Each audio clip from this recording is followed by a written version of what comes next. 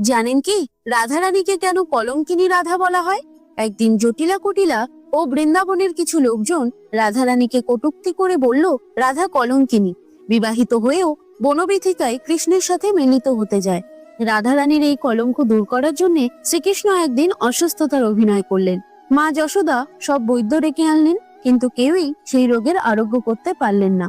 তখন শ্রীকৃষ্ণ নিজেই এক তেজস্বী সাধুর ছদ্মবেশে এসে বললেন, এই রোগের আরোগ্য কোনো ওষুধে নয়, একমাত্র কোনো পতিব্রতা নারী যদি যমুনা থেকে জল এনে দেন, সেই জল দিয়েই শ্রীকৃষ্ণ সুস্থ হবেন। তখন এক এক করে বৃন্দাবনের সকল নারীরা যমুনায় গেলেন, কিন্তু কেউই পূর্ণ জল আনতে পারলেন না। সকলেই ব্যর্থ হলেন। সবশেষে রাধারানী এগিয়ে গেলেন। তিনি যখন যমুনার জলে পাত্র ডোবালেন, সেখানে দেখা গেল শ্রীকৃষ্ণের প্রতিচ্ছবি। কৃষ্ণ নিজ হাতে তার জলের পাত্র ভরে দিলেন। সবাই বিস্মিত হয়ে দেখলো একমাত্র রাধারানীর পাত্রই